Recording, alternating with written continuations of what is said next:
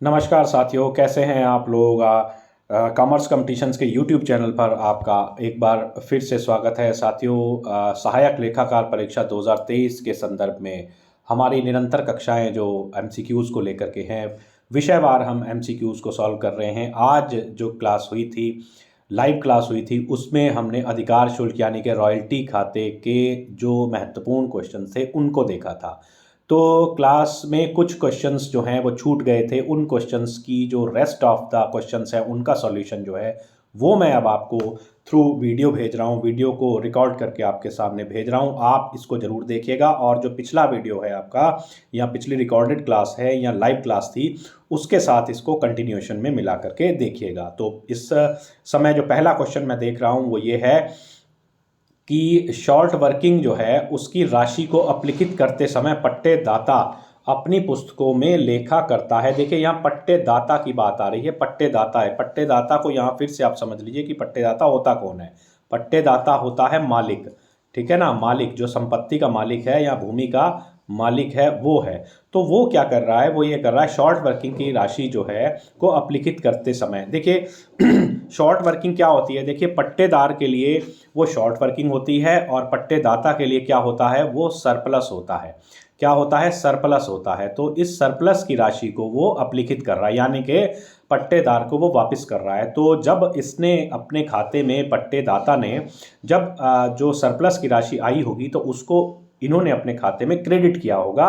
किस नाम से किया होगा, सरप्लस नाम से या रिजर्व के नाम से, रॉयल्टी रिजर्व के नाम से इन्होंने क्रेडिट किया होगा। लेकिन अब जब ये राशि वापस की जानी है तो इस राशि को क्रेडिट की जगह अब डेबिट कर दिया जाएगा। तो रॉयल्टी रिजर्व को डेबिट किया जाएगा। तो इस तरह से इसका विस्तृत जो विवरण है मैंने आपको दिया है।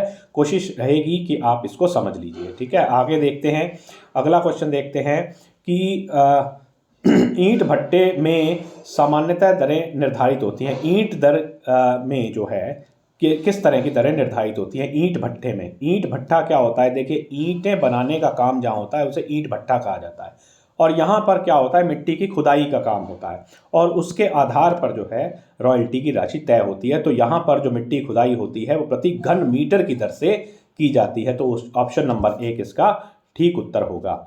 नेक्स्ट क्वेश्चन है नजराना क्या होता है। ये बहुत इंपॉर्टेंट क्वेश्चन है, बहुत इंपॉर्टेंट क्वेश्चन है, ध्यान रखिएगा।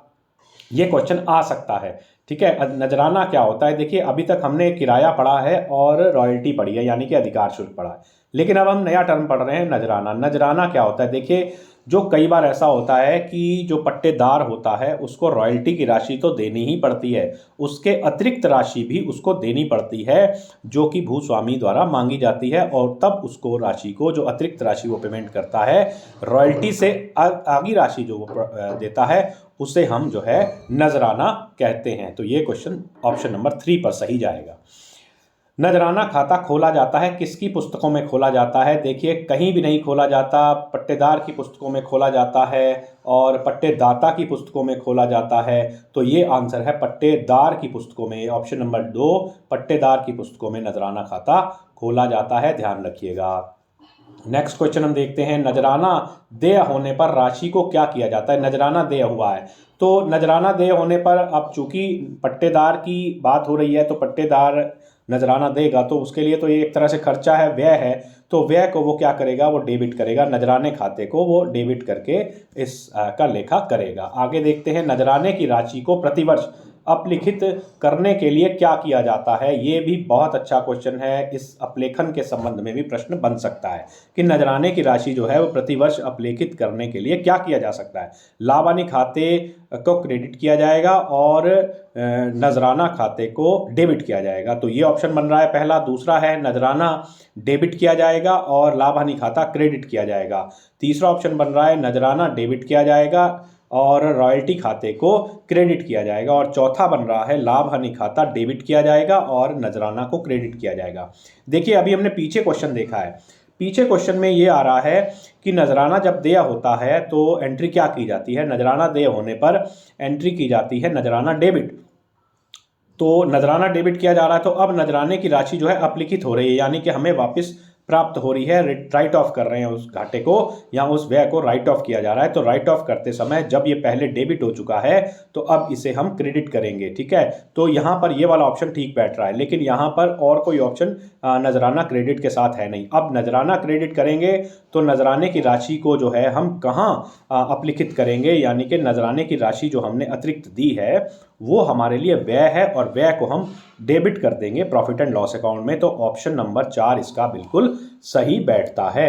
नेक्स्ट क्वेश्चन देखते हैं कि न्यूनतम किराए को किस अन्य नाम से भी पुकारा जाता है। मिनिमम रेंट जो है उसको हम किस नाम से पुकारते हैं। मिनिमम रेंट तो न्यूनतम किराया तो है ही, उसको हम मृत किराया भी कहते हैं और स्थायी किराया भी कहते हैं। तो इस प्रकार ऑप्शन नंबर 3 दोनों बिल्कुल सही है, ठीक है। तो अगला क्वेश्चन, किन परिस्थितियों में न्यूनतम किराया खाता नहीं खोला जाता है।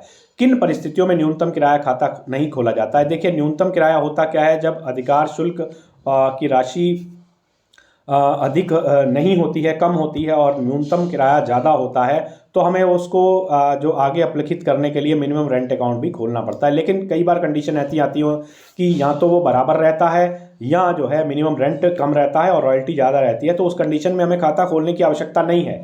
तो यहाँ पर ऑप्शन क्या आ रहा है, यदि अधिकार शुल्क न्यूनतम किराए से अधिक हो। तो साथियों, ये कुछ क्वेश्चन जो थे वो छूट गए थे आज की लाइव क्लास में, तो इन शॉर्ट क्वेश्चंस को शॉर्ट वीडियो में आपको भेजा गया है। आप इस वीडियो को अवश्य देख लीजिएगा और इसके साथ ही ये जो अधिकार शुल्क के जो मुख्य क्वेश्चन हैं उन मुख्य क्वेश्चंस को हमने पूरा करने का प्रयास किया है। अगर कोई क्वेश्चन छूटता है तो आगे एक बार और राउंड जब चलाएंगे तब उसमें हम इसको देख लेंगे। मेरी शुभकामनाएं आपके साथ, बहुत बहुत धन्यवाद। आपसे आग्रह यही है कि ये जो चैनल है कॉमर्स कंपटीशन, विशेष रूप से कॉमर्स की अध्ययन के लिए बनाया गया है, आप इसे अवश्य सब्सक्राइब कीजिए। Thank you.